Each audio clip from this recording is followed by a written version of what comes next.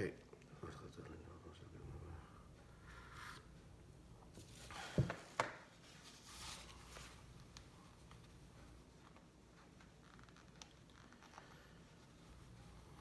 So he said, let's go back to the, established first of all that there's two kinds of nisim in Bechlal, and then he subdivided that, the second category. The first kind of nisim are the ones that are completely beyond derech hateva, like Yetzias Mitzrayim. And then there's nisim melubash in teva. In this itself, the distinction, where there's some element of teva, but we can see that teva is merely a keli for that which is l'maylim and teva. And then there's the second category of lois and nefalois gedolis levadoi, that ein balanes makir bin nisai, the one that it happened to doesn't even know. And the pella is, or the point is, that this now third category, or second category in the second division, so these come from a higher shorish, gedolis levadoi. It's not only that Davish himself knows it, more than that is implied by the word levadoi. Implied by the word levadoi is also the idea pointing to the shorish, that the shorish is levadoi.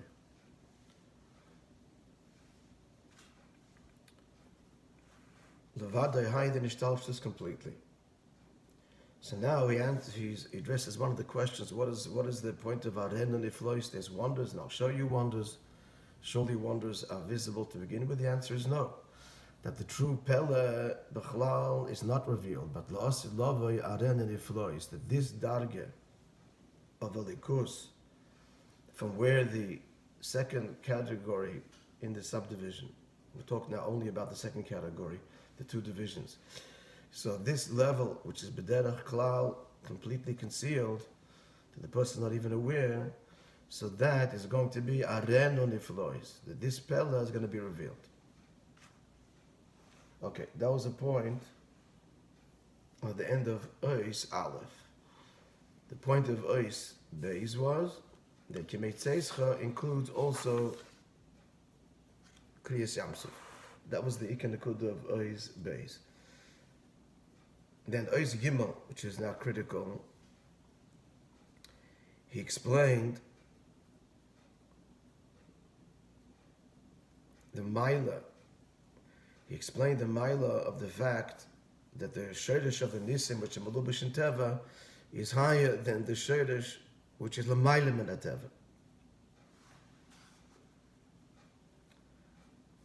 And the Maila being that Nisim, the L'maylim Teva, so what happens is the Teva becomes dissolved. So the Gilul Adikus is not Nimshach in the world, as opposed to Nisim Lubash in Teva, that the Gilul in Sefer Bligvul is Nimshach in the world itself. Now, how is that possible? Since the world itself is Gvul and Nisim is Bligvul, so how is it possible to have a Gilul Lamata of Bligvul and Gvul? So the answer is that comes from a place that's higher than both. Atmas Eidin Sof, which is Nimsa B'chol Mokim, even in Teva, that's the shorish of a Nes that comes down even in Teva. That's one beer. Remember that, this one beer. So the summary is that how is it possible that the Eira Bligvul should be Nimshach in Gvul? That's because what's happening really here is a third darga. In other words, Stam Nisim, which shatter nature, is Eira Bligvul. But Nisim that are invested in nature, now he's not going into the two distinctions yet, just Bechlal, the Nisim in Teva. So how does that happen? That's even a higher place. This is all, the Levadoi, elaboration on the Levadoi. Atmas Ein Sof, higher than Gvul and Bligvul. Then he gave us V'oid beer, which was the final point yesterday, And the second beer is that when the nest comes in Teva, that shows that the Eibishter is Moishe v'shelet on Teva.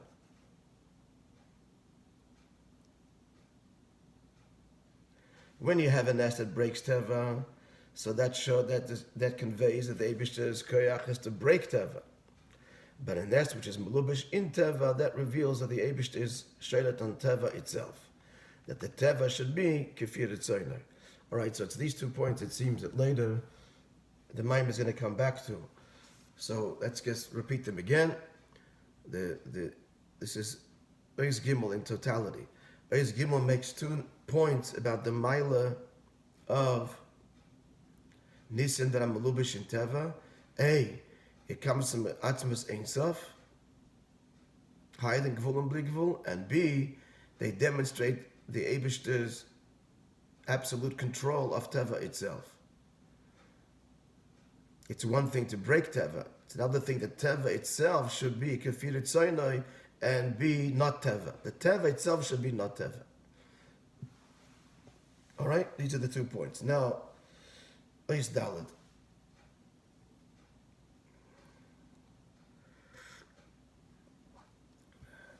Beer, yeah, we followed that. That's fairly straightforward. Beer, achilik, beit shnei habiyurim. To understand the difference between the 2 biurim we just gave now. A, again, that the sholish is atmos ein sof, and B, that these nisim show the Eibishter's Moishe v'shelet on Teva itself. So the chilik beit shnei habiyurim b'malis hanisim el mavashim Teva. To understand the distinction, okay. Yuvan beheptem ashakosav ba'kedah. So, to be first prefaced, that which is brought down in Akedah, it's a sefer, it's like a Kabbalah, sefer written on Chumash. Shegam ba'nogas hateva efshar leida godless abayda. That even from the natural conduct of the world, we can see the greatness of the Creator. How so? Not only miracles, even nature.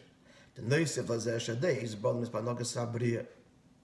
In addition to the fact that a person considers and thinks about, meditates on the conduct of Briya. Hiluch HaMazola is the various constellations and their movement, as the Rambam describes. Boim La Kodesh Yesh Balabais the Bitter. So we see this great integrated moving, all these moving parts that are all integrated. So this shows and leads us to the recognition, according from the Medrash describing Avram, how Avram discovered the Creator by looking at nature. So when it comes to the recognition, the Yesh Balabais Lebirazu, that there is a master to this home. You see a home. The Moshe of the Medrash, a person comes to the desert and he sees a home there, a building. So it obviously points to someone, the designer that made it. He sees an orderly, not just a desert, where things appear to be random, but here in the desert he sees non-randomness, and he sees structure, so that points to that someone built it, someone made it.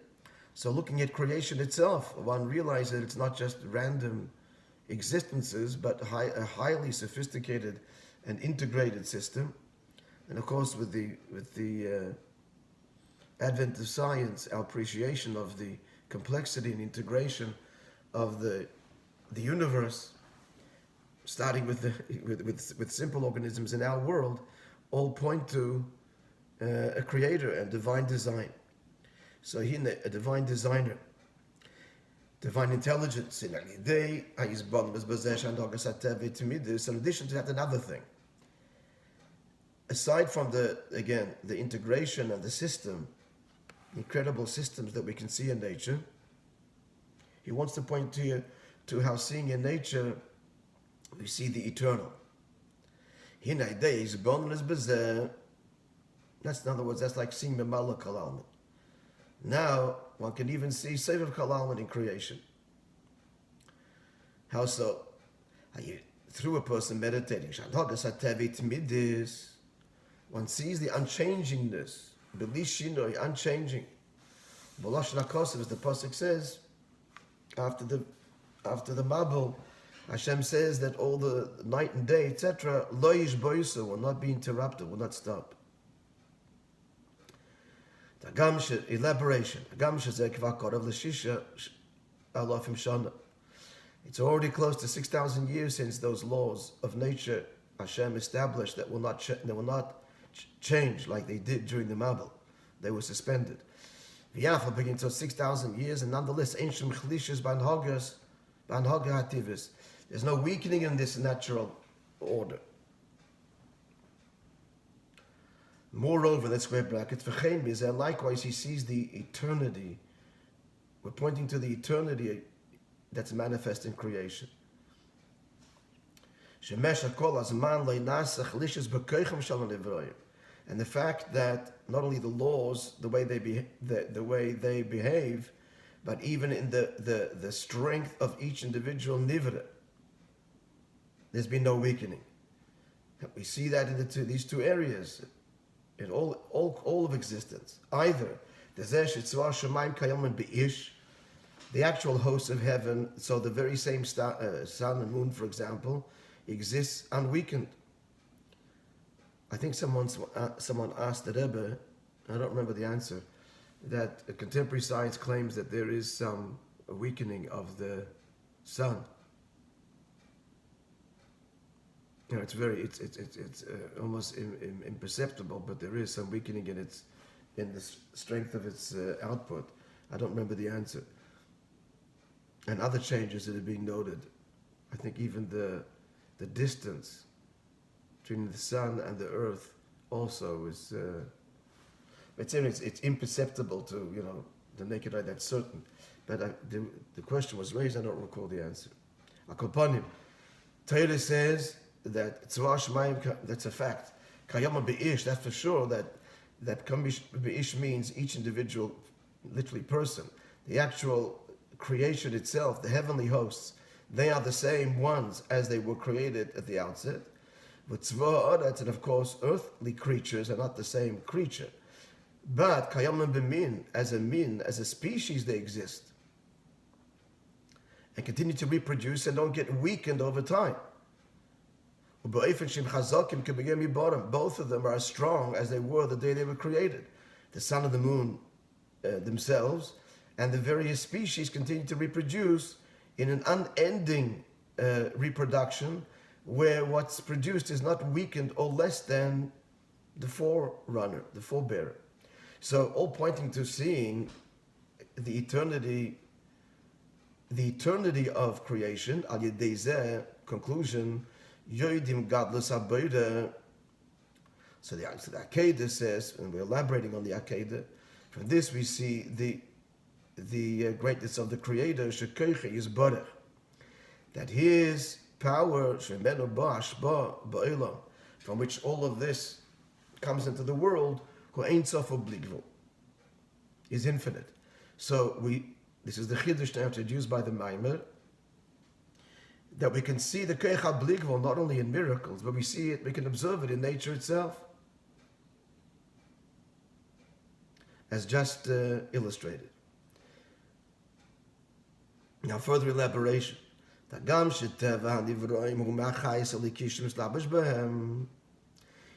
pointing to the nature of nature, and we're saying that the nature itself is eternal and unchanging.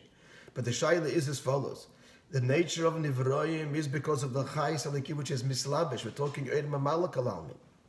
And that means a unique and different means finite, different means finite. Differentiation, distinction, which is invested in them. So how does this eternal property exist if each Nivra has its own unique and finite investure valikus, unique teva, unique midah? As he goes with the Sefer Tzeischa Kol Nivra Yeshlei Teva Meyuchad, the reason that, as we spoke about in the previous Maimer, Maimer didn't speak about it, we talked about fire and water, Chesed and Gevurah, that each Nivra has its own Teva, that's because there's a unique Chayas, life force, that's invested and enclosed and tailored to that Nivra, giving rise to and responsible to that Nivra's behavior. So the question is Mezem Uven So obviously, the chayis that's in creation, that gives it its nature, is a finite chayis. And how is it that we're pointing to an infinite property within the nature, even the unchanging nature of creation? Answer. Questions clear? Yeah. Yeah. And look at the little ad. Look at R30. But I'm just asking, is the question clear, folks? Yeah, nod of a head. Good. And he adds in the order, how does a finite entity have bligvul in it? Answer, Yisrael b'negel teva atzmai. So the teva, which means the unique behavior and description of the particular creation, tak is a chayis mugbul. Avalat midish by nagas teva, but the fact that teva keeps on repeating unchangingly, that the teva itself, so it's two inyonim therefore, that the tevas are rooted in a place, she'ein boshin of chalish, the fact that the teva is unchanging and unweakening. So who b'keicha in safa bligvol shalamayim islapshus. That is taka. The Ein Sof HaBligvul is further elaboration about this in the Maimer at length. But that comes from the Koyach Ein Sof HaBligvul that's higher. In fact, the being mislabish tailored to the unique nature of the given creation. So he's saying that in every creation, every creation has two divine life forces. There is the external dimension, which is nislabish in it, which gives it its unique and limited identity. And then there's the fact that this identity that it has is forever, as it were, that comes from the Keich HaBligvul, the Eir HaBligvul. Hello. Now conclusion. Now that's the end of the point. So the conclusion of the point is that we can see the Keich HaBligvul also in creation, in the unchangingness of it, and the perpetuation of the species in an unweakening fashion, and so on. B'chlal Chassidus speaks about, this is Shari Yichud, this is the Havaya Likim. Havaya is responsible. B'chlal Chassidus says as follows, that Havaya, the Maimon doesn't speak of this here, but the Keich HaBligvul is responsible for the very existence Yesh Ma'ayin of all things. And the Keich HaGvul is responsible, El Shem Alikim is responsible for the unique nature of that thing. Because the Ischatshus, Yesh Ma'ayin, bringing something into existence, something from nothing, is the same miracle whether you're talking about an ant or the sun, or a microbe or an atom, whatever it is. To bring something from Yesh Ma'ayin is fundamentally impossible. And that is the Keich HaBligvul. B'chlal that says, that could be, maybe the mind will speak later about it, I don't think so. But I'm just saying that could be a third factor, that's the Atzmos Ein Sof. That Keich HaAtzmos is in Tanya, and also in Perek Lametei, and also Shar Yichud, is from, Yesh Ma'ayin is from Keich HaAtzmos Mamash. Now, it could be that here, he's not speaking about the actual Bri Yesh Ma'ayin, Keich HaAtzmos, but rather the constantness of it and the teva of it. And the constantness is from Ein Sof HaBligvul, and the teva is from Keich HaGvul. In other words, I'm making a distinction between Ein Sof HaBligvul and Atzmos Ein Sof. Ein Sof HaBligvul, that is the timidius of it. The actual Yesh Ma'ayin component, that's from Atzmos. So that could be that's a third thing which doesn't speak of here. At any rate, conclusion is that we see the bligvul even in nature. So what's the difference then between teva and the nes? Concludes, Elo shebechdei li the godless abayir al yedei anogas hateva, in order to see the greatness of the Creator. Now we're talking about the eternal Creator. It's evidence in the eternal properties of creation. So that's tzarich lisboninus. That's not obvious, and we need to consider that. We need to think into that, to discover and realize that things perpetuate unchangingly and eternally. However, but When we see a miracle, Shinei HaTeva, when nature is changed before our eyes, Royim Miyad, one sees immediately Gambali Hisbonenus, without any Hisbonenus, Shezeh Bo Mekoyach, Shezeh Bo Meinitzov Shenim Mugbal Gedra Olam. That what's happening, this can only happen because Hashem is manifesting His power that is not limited to creation. So that's one mile in the Nes. The mile in the Nes is that you see the Koyach HaBligvol patently, transparently. V'oid mile ben Yisem L'gabe Hanogas Ateva, and another mile, Shekoyach Ein Tzof HaBligvol Shemizgal Yedei HaTmidish B'Hanogas Ateva. That is as follows: the infinite that we discover by the constantness and unchangingness of Teva, Gam le'achrei hasbonenus, even after we have come to recognize this and appreciate this infinite property in creation, still humelubash binyan agvul. It's concealed and invested in gvul. What are we seeing? Shanhagas hateva every day. That the conduct of Teva Gvul ein lo shinui v'hefsek, continues unchanging. So we're seeing Bli Gvul, but we're seeing Bli Gvul in the mask or manifested in the Gvul itself. We've got to look at the Gvul again and again and again. We see, oh, it's miraculous. We observe it over the thousands of years and we see that it hasn't changed. But Nisim, you see the Bli Gvul itself. Not the evidence of it, but the Bli Gvul itself. In Teva, you see evidence of Bli Gvul. But in Nisim, there's no evidence. It's the manifestation of Bli Gvul itself. Shel Maila Mislapshus B'Gvul. That's the second Maila of Nisim. The first Maila was you see it immediately, and secondly, you're seeing it.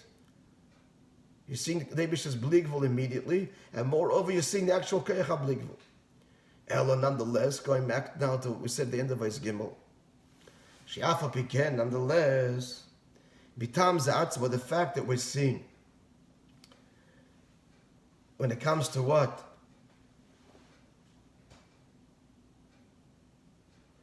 When it comes to recognizing the Koyach HaBli Gvul in Gvul, so the fact this itself, that we're seeing it in Gvul, Yesh Maila Ba'gili the Koyach Ein Sof Shemizgal De'atimidis, this itself is the Maila that we're seeing the Ein Sof in the unchangingness of nature. This is a Maila over miracles. The Maila is that it's happening and we see Bli Gvul in Gvul, as we said earlier. Because Bli Gvul alone, pure miracles, we said before, it's shattering the nature of the world.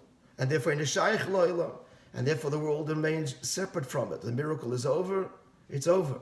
The world is unaffected, it is being dismissed, and now the world continues. But when we recognize the Bli Gvul in Teva, Mizgala, what we are revealing through our recognition of it, we're seeing that even the life force of the Gvul itself is inextricably bound with the Bli Gvul and the fact that it doesn't change. So that's the Maila of seeing the Ein Sof in Teva, even though it's only the evidence of it and not the thing itself, but the Maila is that we're seeing Ein Sof in Teva and not Teva dismissed. It's just not, is that clear? So far so good? Yeah? Fairly straightforward. All right. It should be just pointed out the following, and this is a recent discovery of science. It's actually quantum physics. And again, I don't pretend to be a scientist, and certainly not a quantum physicist. But you probably also we've spoken about it, and that is that man's observation of reality actually changes reality. And the nature of our observation and what we observe, our perception of it, affects actual reality. So if it's not being observed, it behaves one way, and if the natural phenomena is being observed, it behaves another way. This is a very cutting-edge discovery. So this is what Siddur is saying. To push it in the words of the Maimon, through recognizing in the abundance and recognizing that the eternity of nature, this is the gilui of that eternity in nature. That itself is the gilui. Our recognition of it, our observation of it, is megala, that truth in the world. When it's revealed to our minds and our hearts, so it reveals that truth in the world as well. Is this al derech? If you look at somebody, you cause somebody else to a strong gaze. You cause somebody else to be affected. I think so. Yeah, maybe that's something else, but it could be it's the same thing.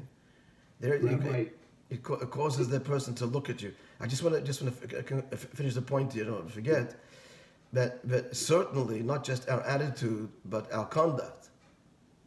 Our conduct, namely, that if we recognize and we're not nispal from the laws of Teva, because we recognize that invested in Teva is Tzeischa bligvul, and therefore something seems impossible by just the history of the thing till now, it doesn't mean that the next second it can't change, because even in the Teva, Guf is bligvul, and therefore we're not nispal, we close our shop on Shabbos, whatever the Nisayan is, and that obviously is megala, the Tzeischa bligvul in the world, even more so than our recognition. In other words, in our behavior is a reflection of our recognition. That's a much further and more tangible gilui of the Tzeischa bligvul in the world, when a Yid is not nispal from the world and its nature, and behaves accordingly. The example I just gave, that the accountant says, and the business says, he's not open on Shabbos, he won't make it panasa, and the Jew is not nispal and he closes on Shabbos, and then discovers that he does make panasa, and frequently even more than he made before. So that's megala mamish Tzeischa bligvul in the world, where he acts upon his behavior. Just by the way, yesterday I was talking about my grandmother, Rivka, whose yahrzeit was yesterday. We just can also add that when they came to Australia, not to work on Shabbos was unthinkable, and even Jews that were basically Shabbos observant or tried to be and wanted to be, and you had to go show up at the factory. And my grandfather lost job after job after job, not showing up on Saturday, with the encouragement of my Baba, the Rebbe Rivka, and that's it. There's no Shabbos. There's no working on Shabbos. The result was this compelled him to go into his own business very early on, but there was no choice because he was fired each week from any job employment, and they wished to help that he became Baruch Hashem successful. So he wasn't nispal from the laws of Teva, and he was megala, the Tzeischa bligvul in the world, Pashat Begashmis, and inspired other Jews. It's possible. You can keep Shabbos even in Australia, even in Melbourne. Judge, you want to say something? Rabbi, very interesting. I was thinking of your grandfather also, the fact that he did, as a result, what business he did go into.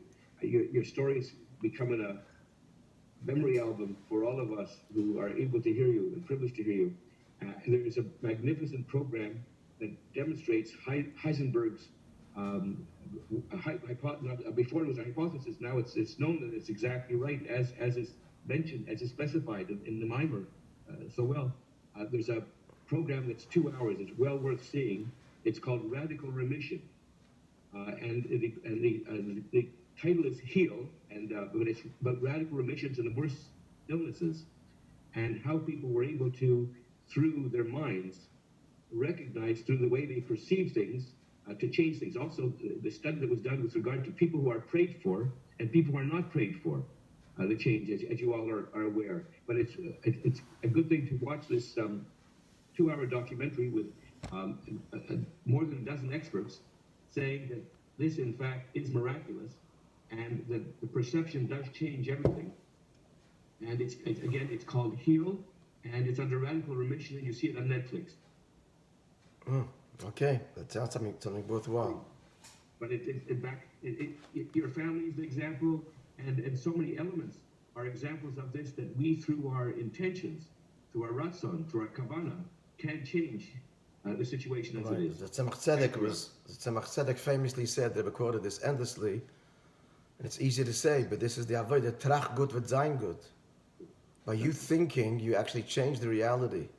Now what that means now is, it's not such a Herculean task or impossible objective, because the emphasis that the bligvul is there in Teva itself.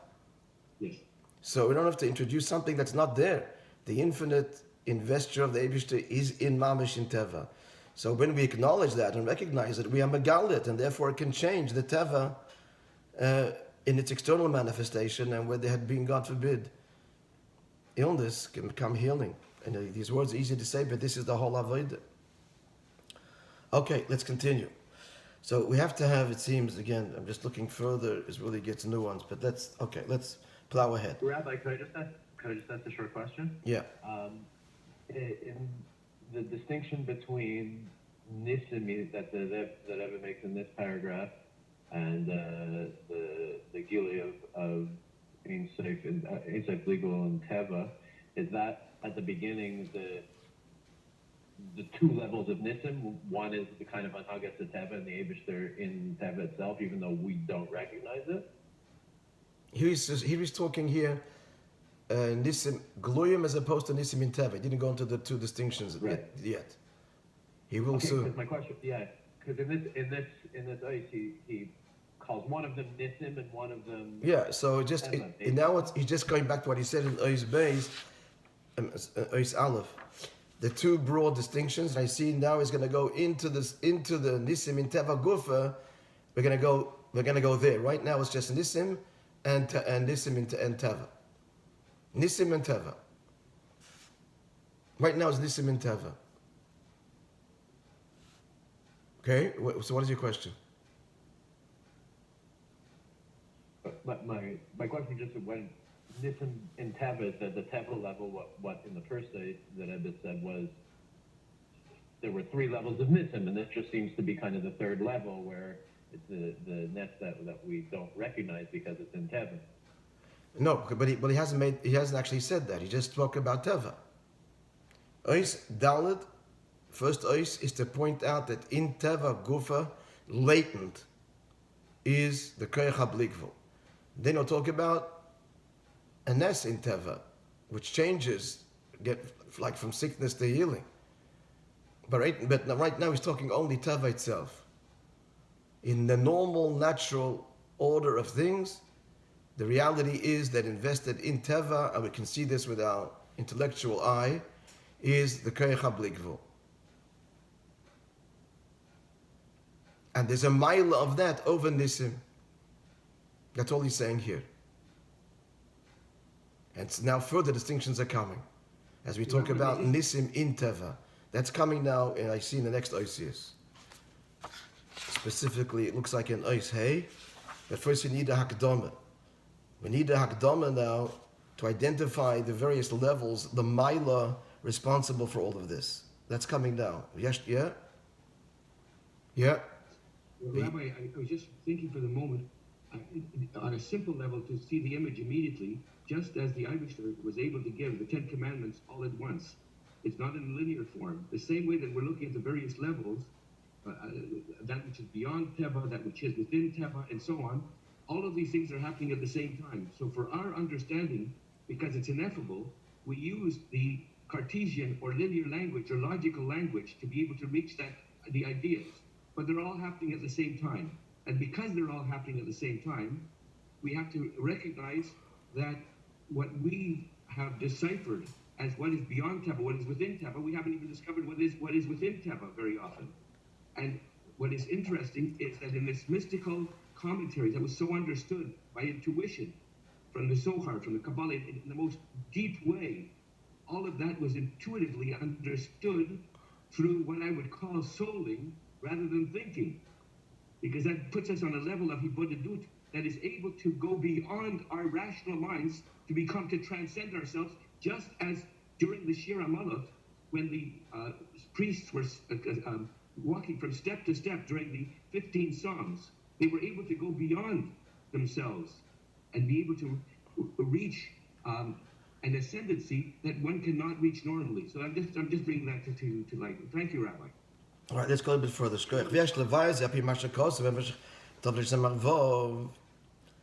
now he's going to introduce the madreges lamaila, specifically responsible for the timidis and for the teva, etc.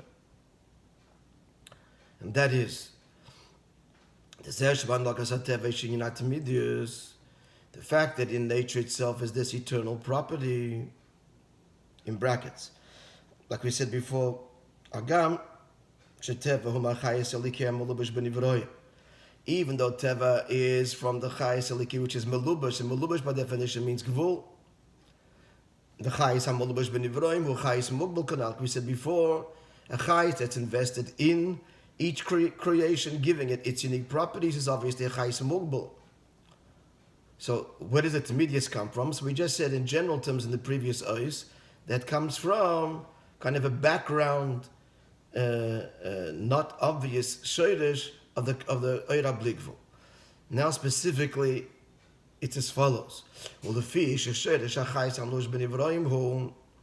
that where is the source of the chayis invested in creation? Okay, it's going to be somewhat technical and geographical, but we got to get it straight and then endeavor to understand it. And this is the template for all that follows. So let's begin again. That the shayrish of the chayis was of nivroyim, which is melubash nivroyim, hu loy mehakelim kim me'erakav, is not from the kelim, but from the kav. Now, just in simple, the most corporeal language, the erakav. What is the erakav? The erakav. How did it all begin? As described in the Chaim, that the beginning, the Ein Sof, filled all the place. He's going to quote this in a moment. And then was the Tzimtzum, the great Tzimtzum. And after the Tzimtzum, we don't mean time, but that's the only language we have.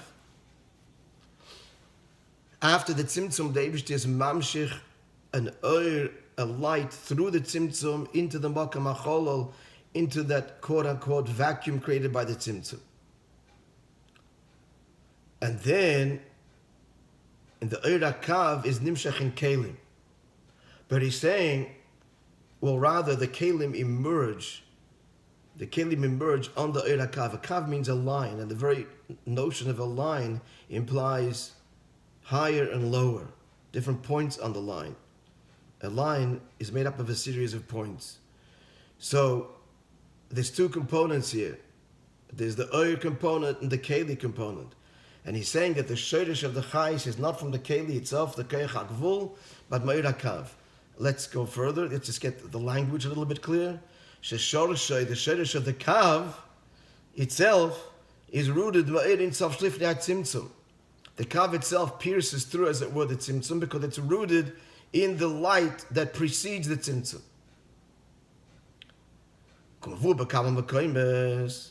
So it's explained like this. The Shorish HaKelim, the Shorish of Kelim, the Kelim of Ishtal Shalos, Homat Tzimtzum Atzma. That's from the Tzimtzum. For Shorish HaKav, but the Shorish of the Kav, as we just said, the Me'eretz of Shlifnei HaTzimtzum, it's rooted in the oil that precedes the Tzimtzum. Hello, but watch Nimshach Al Yedei HaTzimtzum. It is drawn in and through the Tzimtzum. Let's just continue further getting the Oisius, and we'll revisit this tomorrow. Like he writes there in Eitz Chaim. So first he says that the Ein Sof filled everything. And then there was a Tzimtzum. And the Tzimtzum creates this Mokim Cholol, this so-called vacuum. You'll recall that from Tanya, that there's four ways to understand this Tzimtzum. And there were those that erroneously understood the Tzimtzum to be literal, which is not so. But that's not a subject now, that the Tzimtzum is not literal. It's only from our perspective. And there's four shittis even in this gufa of the Tzimtzum. In the Etzim, in the Oir, only the Etzim, only the Oir, or in both. At any rate, so let's go back to the general idea. After the Tzimtzum, this is the Lashon Eitz Chaim. Himshech min Ein Sof Kav Echad Yosher Hashem projected from the Ein Sof one straight line. Again, a straight line implies higher and lower. Min ha'ira igul shaloi, from the original surrounding light.